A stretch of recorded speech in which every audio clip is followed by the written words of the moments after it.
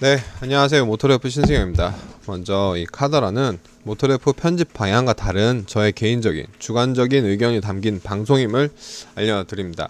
라이브든 클립이든 저와 함께 해주시는 모든 분들 감사 인사드리면서 구독과 좋아요도 부탁드릴게요.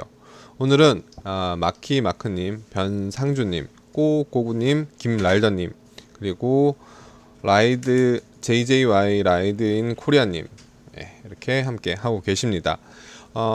월요일인데 뭐 주말들 다들 잘 보내셨죠? 뭐 월요병인데 어떻게 잘 극복하고 계신지 궁금하네요. 주성우님도 안녕하세요. 11월이라서 이렇게 하겠습니다. 최성우님, 네, 감사합니다. 오늘 주제는 두 가지 뉴스를 좀 간단하게 전해드릴까 하는데, 자동차는 아니지만 어떻게 보면 굉장히 좀 중요한 뉴스 중에 두 개일 것 같아요. 먼저 이제 방금 발표한 좀 따끈따끈한 소식이긴 한데, 현대차 그룹 루크 동코볼케가 현대차 그룹 CCO 자리로 돌아왔다고 합니다. CCO란 자리는 치프 크리에이티브 오피서, 현대차에 처음 생긴 직책이라고 하는데, 전반적으로 디자인을 중심으로 브랜드 커뮤니케이션을 한다고 해요. 그러니까 쉽게 말해서 그냥 대외 활동, 얼굴 마담이라고 해야 되나? 과거에 지금도 피터 슈라이어가 아직 재직은 하고 있지만, 피터 슈라이어가 사실 대외 활동을 그렇게 많이 하진 않잖아요. 최근 들어서 2019년, 20년 보면 주로 뭐 동코볼케나 뭐 이상엽 전무나 나와서 이렇게 얼굴을 비치고 있기 때문에 하고 있는데, 일단 뭐 동코볼케 이야기를 잠깐 하자면, 동코볼케 같은 경우에는 3월 말, 그러니까 공식적으로 4월 1일자로 이제 자동차의 부문에서 빠졌어요. 현대차 그룹에서 이제 사임을 했죠. 공식적으로 빠졌어요. 퇴직금 받고, 퇴직금 받았는지 잘 모르겠지만 어쨌든 사임을 하고 이제 현대차 그룹에서 떠났어요. 이제 한동안 그때는 일신상의 이유 그리고 라고 했는데, 오늘 발표된 내용으로는 체력 저하 이런 이야기들을 하더라고요. 체력이 저하됐는지 뭐 어떤 일신상의 이유인지 정확하게 모르겠지만, 가족과 많은 시간을 보내려고 한다라고 해서 이제 올해 3월 말, 그러니까 4월 초에 이제 그만두고 회사를 떠났죠.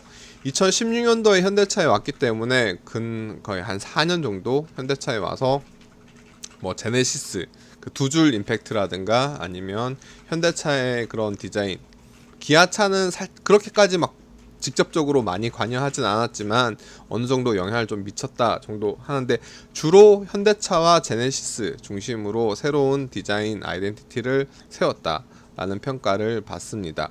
아마 그 이후에 물러나고 이상엽 전무가 그 역할을 맡지 않을까 했는데, 이상엽 전무가 그 역할을 맡진 않고 다시 좀 복귀를 한 상황이긴 합니다. 어떤 분들이 뭐 피터 슈라이어가 물러났냐, 사퇴했냐라고 하시는데, 피터 슈라이어는 여전히 현대차 그룹 디자인 경영 담당 사장입니다. 지금 루크 동코볼케 같은 경우에는 부사장이죠. 피터 슈라이어 밑에 있어요. 밑에 있지만 피터 슈라이어가 어떻게 보면 대외적인 활동을 크게 하진 않기 때문에, 아무래도 이제 동코볼케가 하지 않을까. 여기서 보시면 유럽 시장으로 시장 확대를 앞둔 제네시스 브랜드, 그리고 현대차의 아이오닉 브랜드, 수소 전기 트럭과 같은 친환경 모빌리티의 디자인 관련 커뮤니케이션에 집중을 한다. 예를 들어서 제네시스 브랜드가 유럽에 론칭을 할 때, 그리고 현대차가 아이오닉 브랜드를 가지고 뭐 i5 이런 식으로 나오잖아요. 이제 그런 신차 론칭 때, 혹은 뭐 수소 전기 트럭을 이제 선보일 때, 디자인에 관련해서 이제 대외적으로 발표자가 될 것 같아요. 그러니까 직접적으로 디자인에 대한 관여는 밑에 봤지만 브랜드별 디자인 개발은 현대차는 이상엽 전무, 기아차는 카림 하비브가 이제 현행대로 전담한다. 실무는 이상엽 전무와 카림 하비브가 이제 진행을 하겠지만 대회 발표, 모토쇼, 런칭 행사 이런 곳에서는 이제 돈코볼케 부사장이 나서서 이런 PT들을 할 것 같아요. 최근에 보면 디자인에 대해서 디자인 같은 경우에는 이제 작품을 잘 만드는 것도 중요하긴 한데 작품을 잘 만드는 것보다 프리젠테이션을 얼만큼 잘 하느냐, 그 선, 뭐 라인 이런 아이템, 뭐 최근에 보여주고 있는 방패 모양의 크레스트 그릴 뭐 이런 것들은 어떤 느낌이냐, 두 줄은 어떤 느낌이, 쿼드램프는 어떤 느낌이고 그 볼륨감 있는 라인들은 어떤지 말로써 상대방을 혹은 소비자를 뭐 언론을 잘 설득하는 것도 굉장히 중요한 이 역할이기 때문에 요즘 디자이너 분들이 단순히 창의적으로 그림만 잘 그리는 그림이라고 해야 되나? 작품을 잘 만드는 것뿐만 아니라 더 중요하게 여겨지는 게 말로써 그 PT 프레젠테이션을 잘 하는 것도 굉장히 좀 중요하다고 하더라고요. 제가 지난번에 그 제규어 디자인 인터뷰를 했을 때도 그 이분 아이고 죄송합니다. 제가 미리미리 링크를 해놨어야 되는데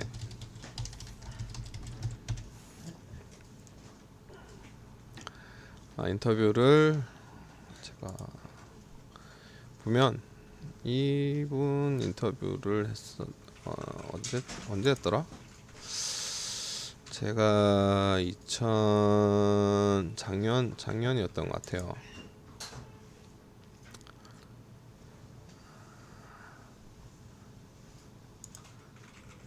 조금 더 작년이 아니었나?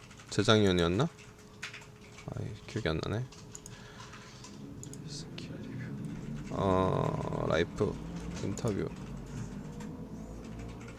그래서 작년에 했던 인터뷰 같은데 인터뷰가 없네요.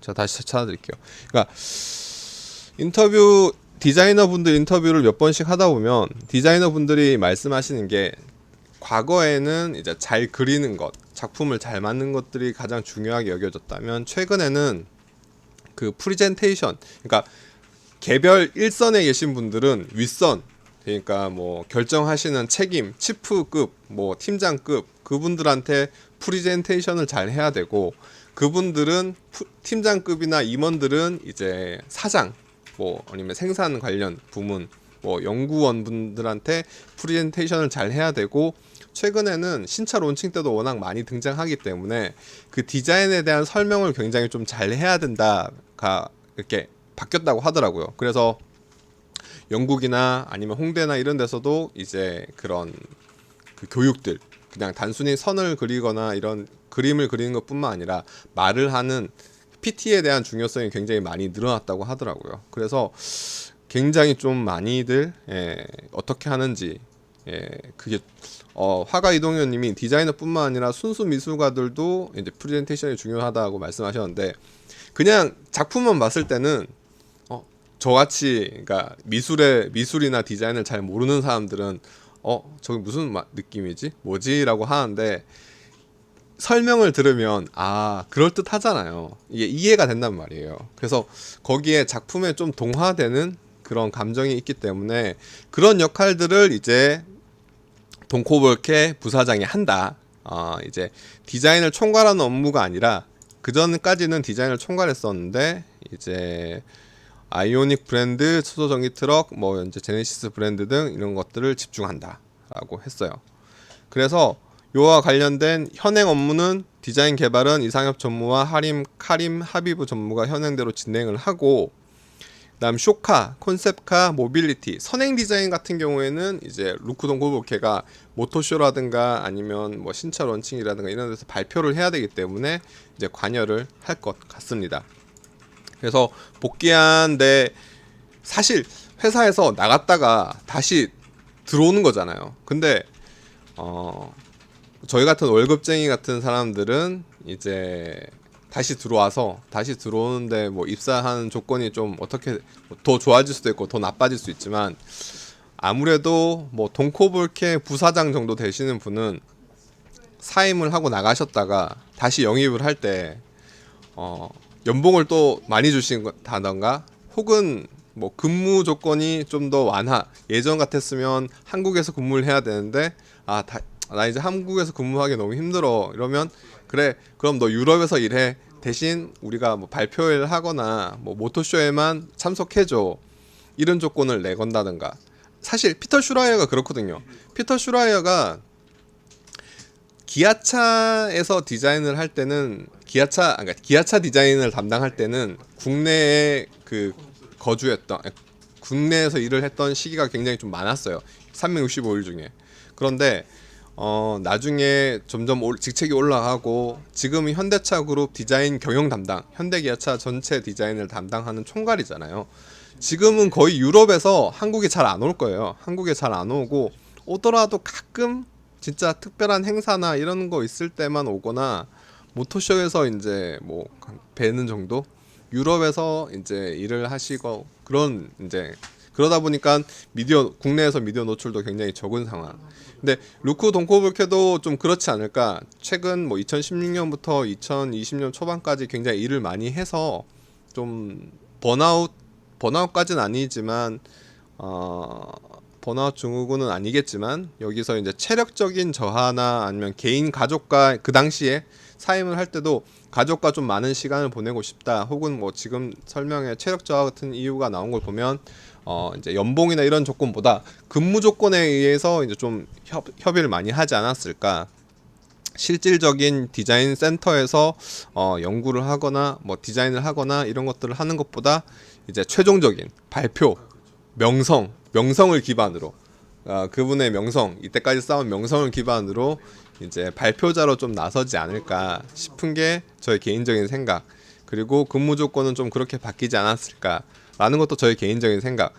뭐 저 같은 월급쟁이는 다시 회사에 대기업에 들어가려면 뭐 연봉을 깎는다든가 아니면 근무 조건이 좀 나빠지다든가, 그럼에도 불구하고 가족 때문에 월급 때문에 다시 재입사를 하는 경우가 있기는 하겠지만, 이런 분들은 연봉으로 흔들리진 않을 것 같아요. 제가 봤을 때 근무 조건이 더 많은 영향을 미칠 것 같아요. 아마 유럽 쪽이나 아니면 본인이 좀 편한 지역에서 굉장히 많은 시간을 보내시고 특별한 행사나 이런 발표회 때만 잠깐 얼굴 비치시지 않을까 싶습니다. 최성훈님이 디자인 센터 임원 이야기는 이제 기사를 보시면 될 것 같아요. 저희가 여기 기사에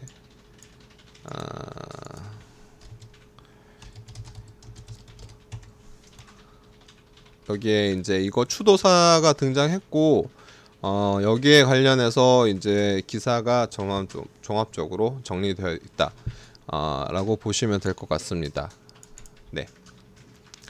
그리고 비어만 서정호님이 맥주만 형님 이야기 하셨는데, 지난주에 이게 좀 사실 좀 이슈였어요. 뭐 다른 데서는 이슈가 안 될지도 모르겠고 죄송합니다. 그 보유 주식 자체가 그렇게 많지는 않았기 때문에 어떻게 보면 가볍게 넘겨갈 수 있는 내용이긴 해도, 제가 봤을 때는 어느 하나의 시그널이 아닐까. 그러니까 알버트 비어만 사장이 보유 중이던 현대차 주식을 모두 매각했어요. 28일 장내 매도를 통해서 보유 중이던 현대차 주식 432주, 그러니까 주식 자체로는 금액 자체로는 크진 않아요. 몇 억이 되진 않고 한 7천만 원 정도인데, 사실 비어만 사장 같은 경우에는 7천만 원이 급해서 주식을 매각했을 것 같진 않아요. 내가 막 저 같은 사람은 아니고, 저같이 이제 월급쟁이 같은 이분도 월급쟁이긴 하지만 뭐 한 달에 소득이 그렇게 많지 않으신 분들은 모르겠지만 7천만 원이 급해서 주식을 팔 분은 아니시잖아요. 연봉이 훨씬 더 많으실 텐데. 2015년에 현대차 그룹에 합류한 비어만 사장, 부사장으로 합류했죠.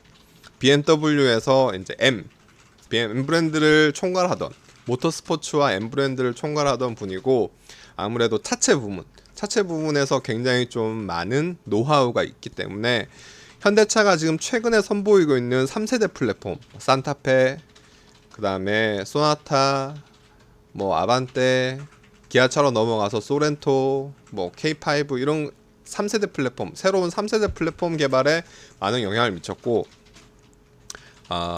3세대 플랫폼 같은 경우에는 사실 기본 이전부터 연구가 진행되긴 했었지만 최종적인 조율 그 다음에 세팅 이런 것들을 좀 많이 신경을 썼다고 하고 그 다음에 실제로 와서 M 브랜드의 그런 남양과 니르부르크를 뜻하는 N 브랜드의 이제 라인업을 내놓는데 굉장히 좀 많은 공로가 있다.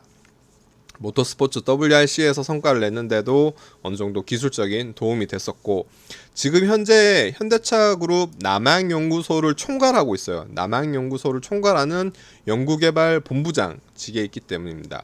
그래서 아무래도 금액 자체는 7천만 원의 소액이긴 하지만 이 주요 고위 임원의 이례적인 주식 처분에 굉장히 좀 많은 추측 의견이 쏟아지고 있어요. 현대차 입장에서는 뭐 할 말이 없겠죠. 개인의 선택이기 때문인데 알버트 비어만이 이렇게 주식을 팔았다. 그래서 뭐 댓글 페이스북이라든가 인스타라든가 이런 댓글들 좀 보면 비어만이 회사를 혹시예요. if 가정 그냥 떠나나 현대차를 가려고 이분이 돈이 없어서 대출 받으실 분은 아니시니까요. 대출 받으실 분은 아니시기 때문에 뭐 집이 필요하다 그러면 현대차 그룹에서 뭐 사택을 이제 근무하신 동안 한국에 사택 마련해 드릴게요. 독일의 연구소 근처에 사택 마련해 드릴게요. 충분히 그럴 수 있는 직책이고 하기 때문에 저는 조금 글쎄요. 예. 굉장히 좀 물음표가 많습니다. 물음표가 많으면서 어떻게 이거를 봐야 될까? 어떤 시그널일까? 저는 그냥 아무 생각 없이 팔았다고 생각하진 않거든요, 사실. 이분 입장에서 이 7천만 원이라는 돈이 그렇게 이 요즘 같은 시기에 왜냐하면 정의선 회장이 회장으로 올랐잖아요. 정의선 부사장이 회장으로 올라갔고 3세 경영 체제가 본격화되는 시기예요. 10월달 지난달은 정의선 회장이 내가 이제 회장직에 올랐습니다. 직원 여러분 열심히 하겠습니다. 잘하세요 하는데 사장이 주식을 팔았어. 다 있던 것들을 다. 왜 지금 하필? 글쎄요. 저 물음표가 좀 많이 떠올랐어요. 어떤 시그널일까?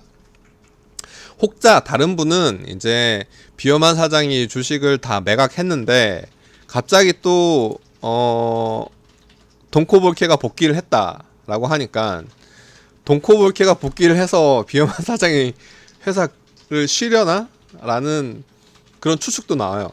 그런 추측도 나오는데 그거는 뭐 전혀 뭐 아직 확인이 안 된 둘의 사이가 어떤지 뭐 나쁜지 좋은지 확인 안 된 상황인 거고 이분이 복귀했다고 해서 비어만 사장이 그만두는 그런 상황은 뭐 전혀 인과관계가 연결되진 않았어요.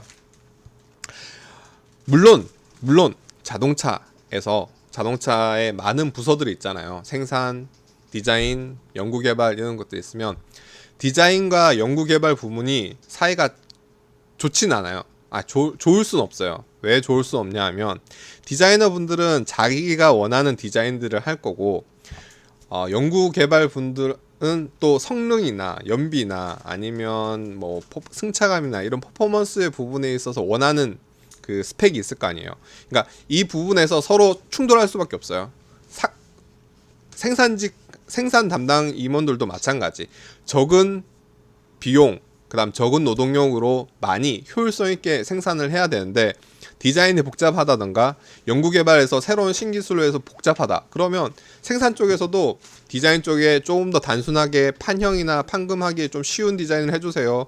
생산지 쪽에서도 야, 생산하기 좀 쉬운 기술을 적용하자. 상용화된, 통용화된 기술 적용하자. 생산직에서도, 생산 부문에서도 그렇게 어필할 수도 있고, 디자인 쪽에서도 자신들이 원하는 브랜드의 방향성, 디자인의 방향성을 이제 연구 쪽이나 생산 쪽에 요구할 수 있고, 당연히 기술 쪽에서도 우리가 원하는 기술은 요 기술인데 요 기술을 적용하려면 이 디자인으로는 안 된다. 둘이 부딪힐 수밖에 없어요. 회사 내에서 생산 부문, 디자인 부문, 연구개발 부문은 부딪힐 수밖에 없는데, 이 공교롭게도 이 두, 어떻게 보면 연구개발의 가장 우두머리 총직책인 비엄한 사장이 주식을 전량 매각했고, 그 다음에 디자인 부문에서 이제 4년 동안 2016년부터 회사를 이끌던 루크 동코볼케가 복귀를 올 상반 3월 달에 4월 달에, 그러니까 3월 말이니까 4월 초라고 봐야 되죠. 3월 말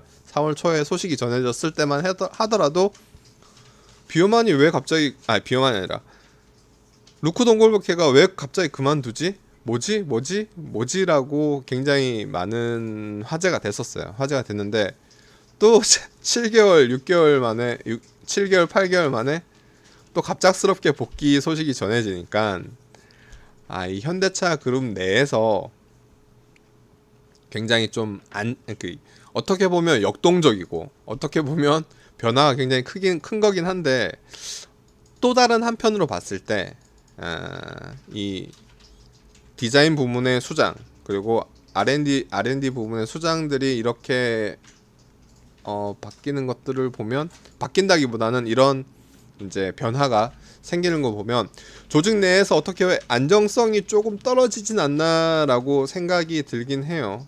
왜냐 하면 지금 이 시기가 굉장히 현대차 그룹에서는 중요하기 때문에 정의선 회장이 이제 전면에 나섰고, 정의선 회장 입장에서는 이제 아직까지 그룹 지배구조 개편이라든가 아니면 뭐 최근에 터져 나오는 리콜, 품질 사태 이런 것도 굉장히 많고, 뭐 경영권 승계 이슈도 아직 남아 있고 하기 때문에 이 상황에서 이러한 이슈들, 뭐 동코볼케나 혹은 뭐 비어만이나 이 두 분의 이슈가 그냥 단순한 에피소드는 아닌 것 같다. 조직 내에서 어떠한 무슨 신호를 보낸 것 같은데, 어떤 신호인지는 조금 더 알아봐야겠지만 좀 지켜볼 필요가 있다라는 게 저의 개인적인 생각이었습니다. 오늘은 여기까지. 월요일입니다. 점심 식사들 다들 맛있게 하시고, 뭐 비엄한 사장이나 혹은 동코볼케 부사장의 신변이라든가 이런 것들의 변화가 있으면 또 자세히 알려드리도록 하겠습니다. 댓글을 읽고 오늘을 방송 마무리할게요. 변상준님, 비엄한 덕분에 현대차 기본기가 많이 올랐다고 생각하는데 현대차가 꼭 붙잡았으면 좋겠네요 라고 말씀하셨어요. 아무래도 BMW M에서 워낙 M 브랜드를 또 연구 소장을 했고, 그 다음 모터스포츠 부분에 워낙 있다 보니까 차체 부문, 서스펜션의 세팅, 스티어링의 조향, 라이드 앤 핸들링 부분에서 굉장히 좀 민감하다고 해요. 직접 운전을 막 하면서. 그러니까 과거에 현대차의 뭐 50대, 60대 연구 임원들이 직접 운전을 하면서 디테일하게 조정하진 않았대요. 그러니까 그러니까 R&D 부문 담당하시는 그 에이서 분들이 이렇게 보고를 올리고 보고를 기반으로 이렇게 평가를 하셨다면, 비어만 같은 경우에는 굉장히 좀 많이들 타고 디테일하게 그런 지시를 많이 내렸다고 하더라고요. 서정우님은 이제 시그널을 보내는 거일 수도 있다라고 생각하는데, 저는 뭔가 시그널이 있다고 저도 생각을 합니다. 그리고 이제 유튜브 라이브는 유튜브에서 모토그래프 채널을 검색하시거나 모토그래프 카더라를 검색하셔도 안 나올 거예요. 카더라 검색 나온다. 요거 보시면 돼요. 여기 채널 보시면 됩니다. 요 채널 보시면 되고, 자동차 디자인 이야기고, 꼬꼬구님이 유럽에서 수소 전기 트럭 수출 소식이 있다라고 말씀하셨는데, 예, 수소 전기 트럭은 이제 저희가 기사를 썼습니다. 수출 수소 전기 트럭. 액시언트 유럽 판매가 이제 시작이 됐죠. 예, 액시언트 수소 트럭이 유럽 판매가 시작됐습니다. 아마 이제 사실 이 계약 같은 경우에는 2019년도에 이미 확정이 돼 있던 계약이긴 해요. 계약이긴 하기 때문에 이제 액시언트 수소 트럭을 유럽 판매를 시작했다라는 거고, 유럽에서는 지금 이베코가 요 대형 트럭 부분에서 수소 전기 파워트레인을 적용하려고 하고 있습니다. 네, 다들 수고하셨고, 저는 방송 봐주시느라 감사합니다. 오늘은 여기까지 하고요. 내일은 또 다른 소식들로 찾아뵙도록 하겠습니다. 예, 저는 지금까지 모토래프 신승이었습니다. 감사합니다.